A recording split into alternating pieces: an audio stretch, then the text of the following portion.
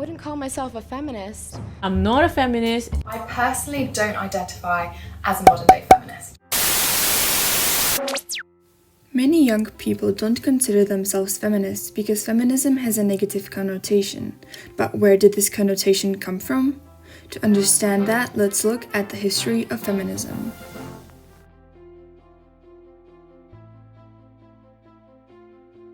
Feminism in ancient Greece was supported by poet Sappho and philosopher Plato. Other than that, women were not considered citizens in ancient Greece. Roman consul Marcus Porcius Cato made a strong remark warning about the risks of equality around the time of protests by Roman women against the opium law. This law restricted their access to gold and other goods. This shows that Romans were afraid of equality.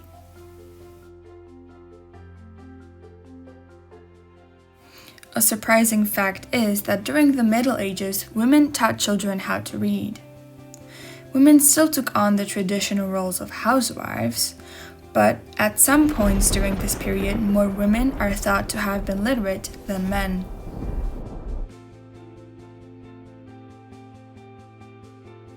During Renaissance, women were supposed to be seen but not heard.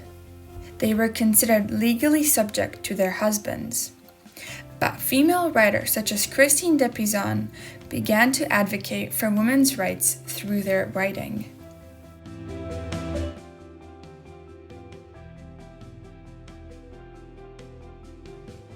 During the Enlightenment period, women started to question their roles in society. However, they bought into their traditional salon gatherings, and the most prominent women of this time used these to exchange knowledge. Finally, women started to contribute to society. Writer Mary Wollstonecraft is credited by many as an early feminist of this era. As the role of women in society changed from housewife to working women, feminism developed as well.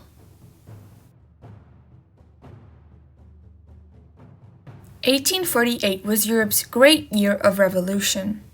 As people began to fight for democracy and economic rights, feminists saw this as a suitable time to begin their fight for equality, and so they did with the first wave of feminism. The main goal of the first wave of feminism was women's suffrage. The Seneca Falls Convention in 1848 is marked as the start of this wave. The Declaration of Sentiments was signed by 100 participants, from which only one was African American, and he was a man named Frederick Douglass. Sojourner Truth questioned African American women's rights with her famous speech. That man over there says that women need to be helped into carriages and lifted over ditches and to have the best place everywhere.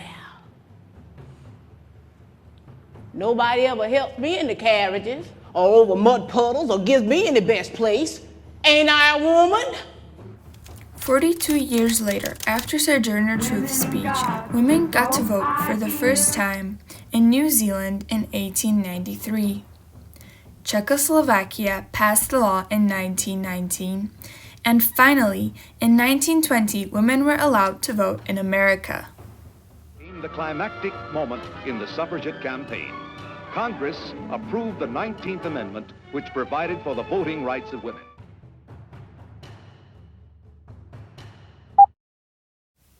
The main goal of the second wave was women's liberation and disproving traditional gender roles.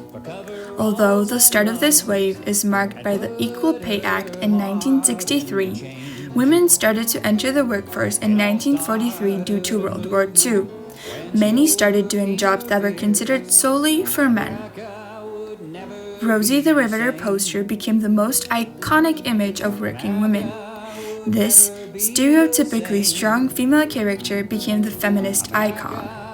Nevertheless, female workers rarely earned more than 50% of the male wage.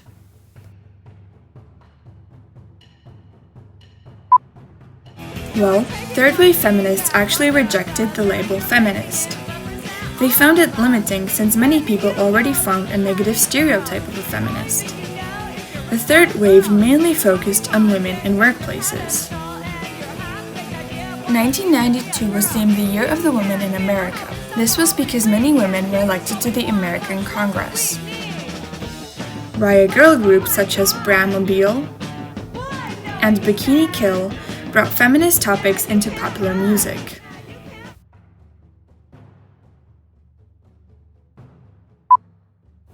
The fourth wave focuses on bringing more female representatives into politics and into governments, as well as proving that feminism is for everyone. This is the focal point for the UN He for She campaign. We want to end gender inequality, and to do this, we need everyone involved. This is the first campaign of its kind at the UN. We want to try and galvanize as many men and boys as possible to be advocates for change. The #MeToo hashtag was shared globally through social media. With the rising popularity of social media, many experts argue that the fourth wave feminism is conducted primarily online. To go along with that, the mainstream feminism that is sold to us is one of the main reasons for feminism's negative image nowadays.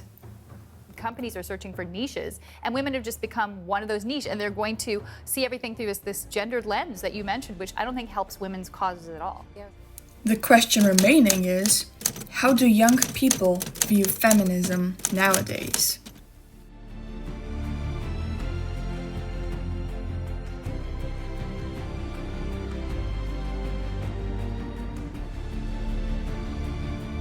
Definitely, as an example, in France, people who do not know enough about feminism tend really to think that feminism is bad or it's too extreme, and that women are too crazy about it, and it's perceived as like men against, or like more women against men, while really it's not the purpose of feminism. Well, I see feminism as equal rights for men and women.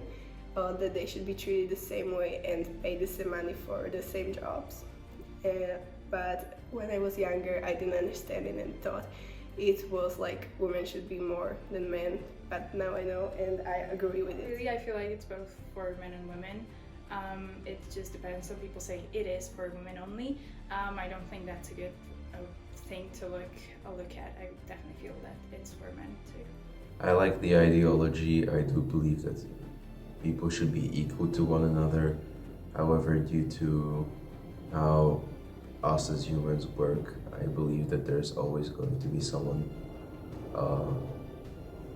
in the minority. Being called a feminist nowadays can be also considered as some sort of insult in a way. If you're being very passionate about your views or just standing your ground, you can be called a feminist in a negative sort of way. When asked in a survey which phrases they associated with feminism, the most common answer amongst both girls and boys was equality.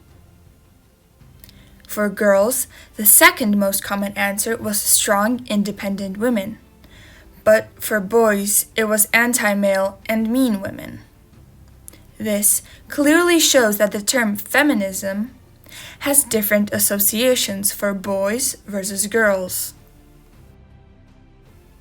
Majority of interviewees agreed that feminism is shown in the media in a negative light. I think so. I think that it is caused mainly because of social media. I feel like in my world, I see a lot of videos about feminism on the internet, so I feel like that has kind of an effect on me too. On a negative note, I feel like the internet gives me a negative effect because I see videos about it and it's not positive at all. So I think both, because on some aspect medias are really trying to depict a nice overview of feminism, though sometimes they really like to point at the negative aspect of feminism. I can say, like in France, most of the time they're like pointing out the bad feminism because I think it's too extreme, so I think it's both ways. Yes, they are. Sometimes they use it in a bad way. And we can see that on celebrities who are judged and hated. Also on internet is lots of fake informations about feminism. I have to say both, because in a positive way, I think it is often celebrated if I don't know, a first woman artist to do this and this, first woman to achieve this and this. So I think in that sense it's very much celebrated and told about some big success. I'd say like the very strong Republican views are sometimes also connected to feminism, unfortunately, which I don't think they really align, but often that's the case, I think. The negative connotation about feminism that has been built throughout history is still relevant between young people today. Well, sometimes it brings fight up, but I think it's good for teenagers to know about it and understand it, so they know what it is actually. It's fun to be funny in a sense because of radical feminists who seem to be circulating the internet. With, in my opinion, in the negative connotation, it can be mostly with young men, because they do perceive that they're kind of, I think, put down a little bit by the media. Also, how the girls are perceived as they should get more opportunities or more chances. So in that sense, I think it's in a bad connotation. I don't think there's a bad connotation, because I think the teenager and young people are the one who know best about feminism. If you compare it to older people, they have the wrong view about feminism. All the interviewees agree with the idea behind feminism, but some wouldn't call themselves a feminist. I support feminism, like that idea, but I don't consider myself like feminist. Well, yes, but I'm not like the type of feminist who argues about it and goes on protest, but I agree with the opinion that men and women should be treated the same way. Hard question. Since I'm not really affected by it yet, I definitely think I will be. I don't necessarily consider myself feminist. I would say that I like the idea.